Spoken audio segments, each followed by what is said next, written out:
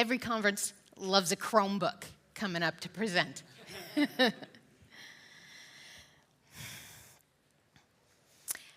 Open source projects need help, but not always in the ways that you think.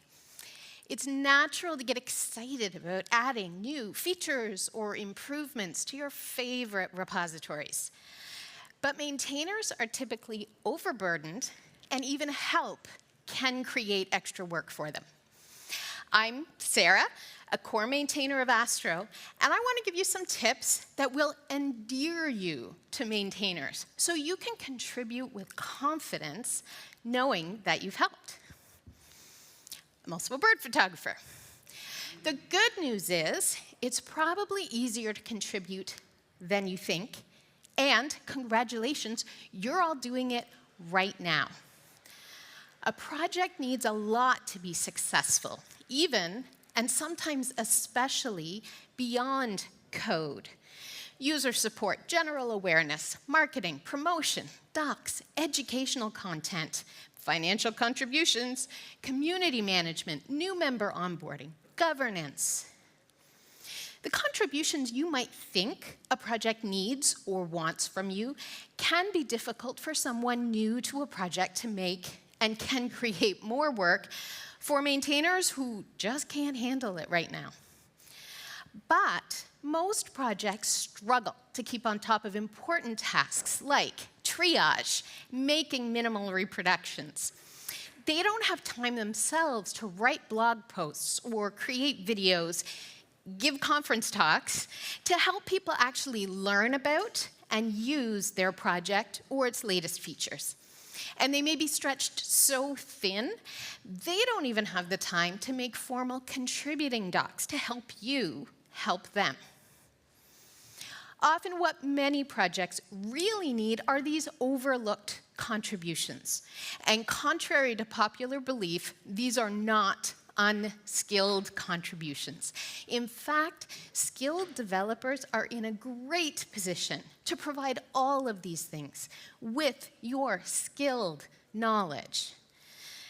And often these contributions may not require the same kinds of onboarding or familiarity with the project's tools or processes or conventions. So they can be easier first steps to take to get into a new project. And this means you can start making valuable contributions to a project faster, and it's a win-win for the project and for the contributor. It happens to be Hacktoberfest right now. There's currently a lot of judging whether or not contributions are high quality. But I want to give you a framing to think about meaningful contributions that works year-round, ones that are perceived as truly helpful by a project and its maintainers. So how do you know whether a contribution's meaningful? Meaningful contributions solve problems. There has to be a reason for your contribution, something that makes it worth doing and something that makes it worth asking someone else to accept. If it doesn't solve a problem, it might be a fun exercise for you, but it might not be contributing something of real value to an open source project. Now, I think most people believe that their contributions are solving problems, but we can go further here. It has to be a problem, go with me, that needs solving.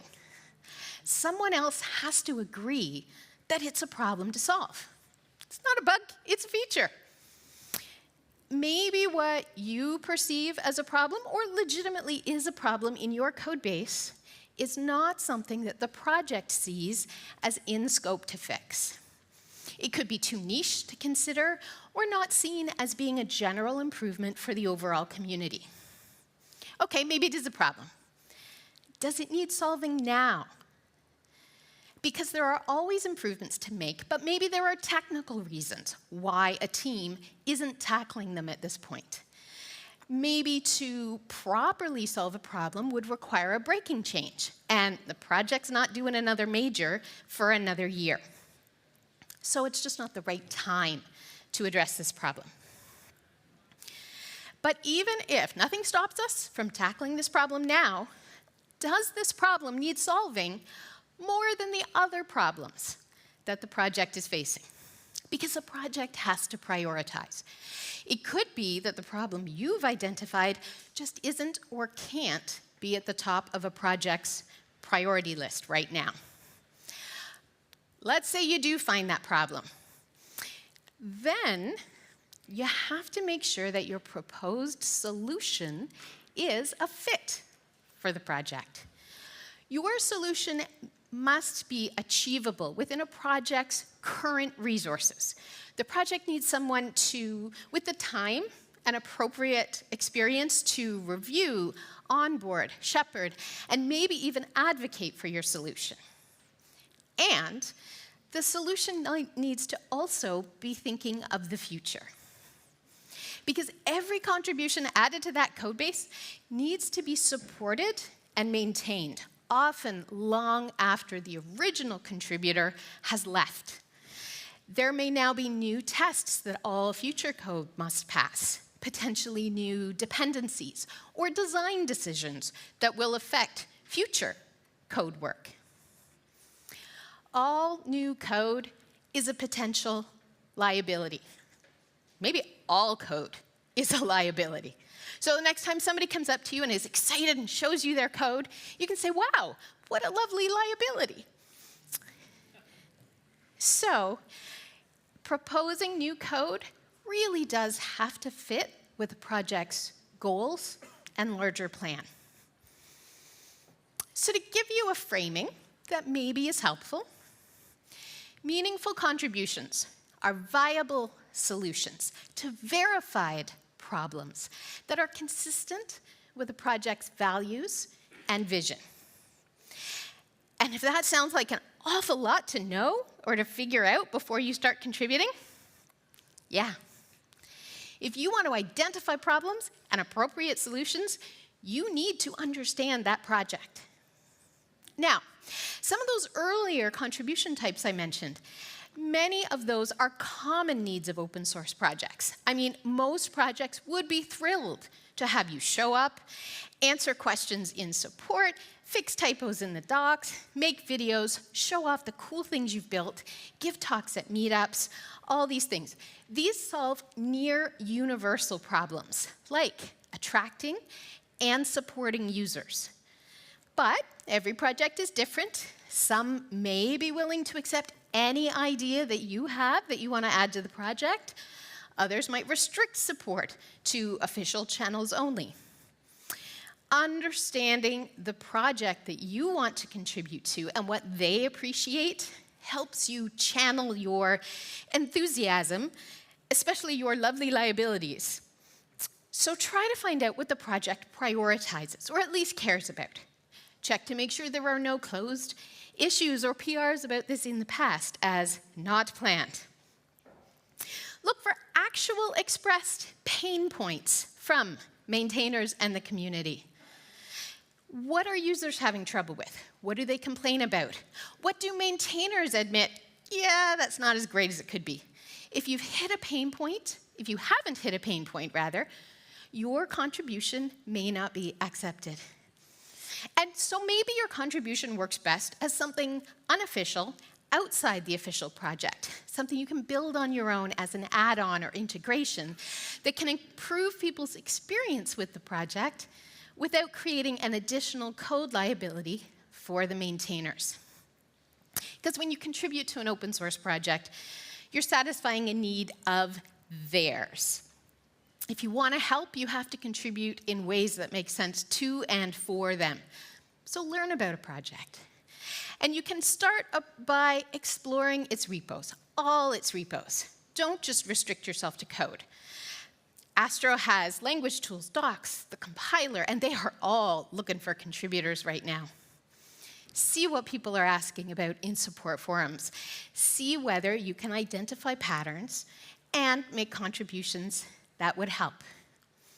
I'll let you in on one of Astro's secret weapons. Our contributor to maintainer to core maintainer pipeline, it's docs translations.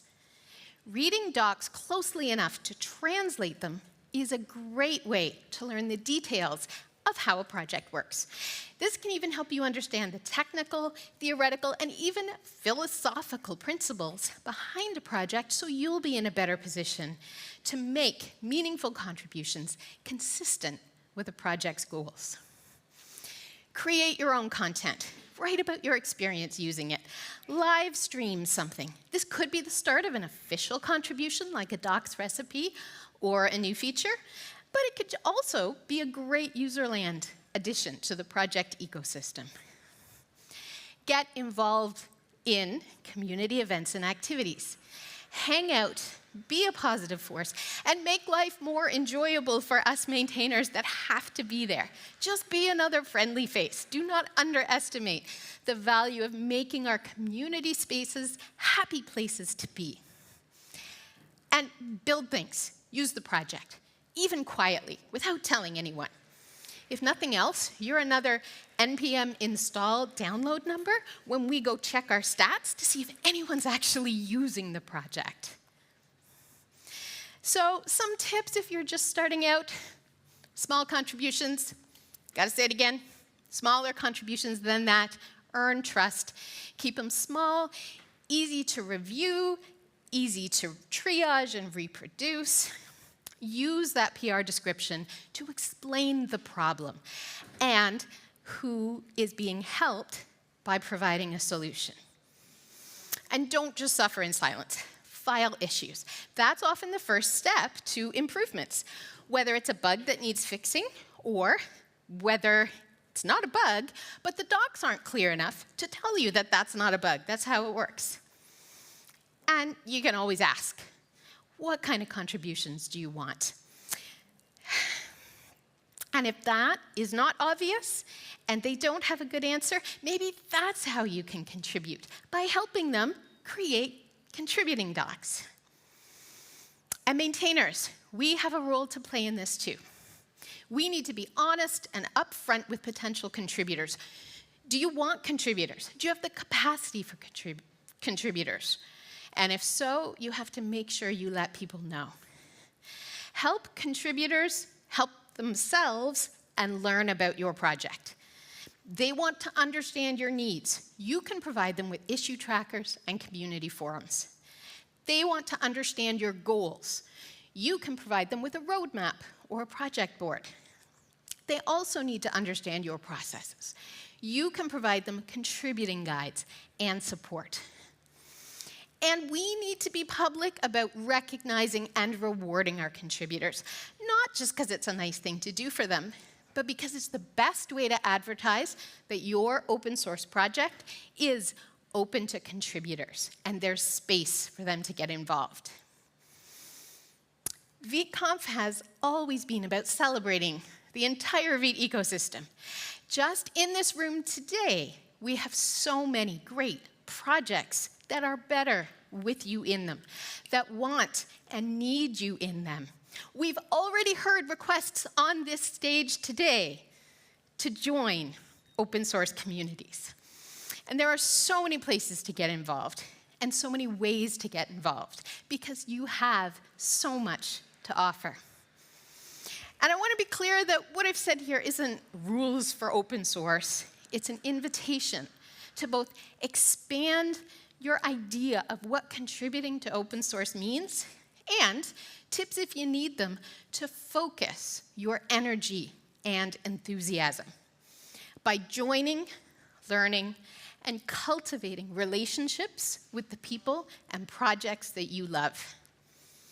Because open source projects aren't just lists of tasks to complete. They are communities to build, grow, and maintain. And in that spirit, thank you, Vite, for being the umbrella that powers and unites so many of us here today and watching online. Thank you for holding this event, and thank you for having me today.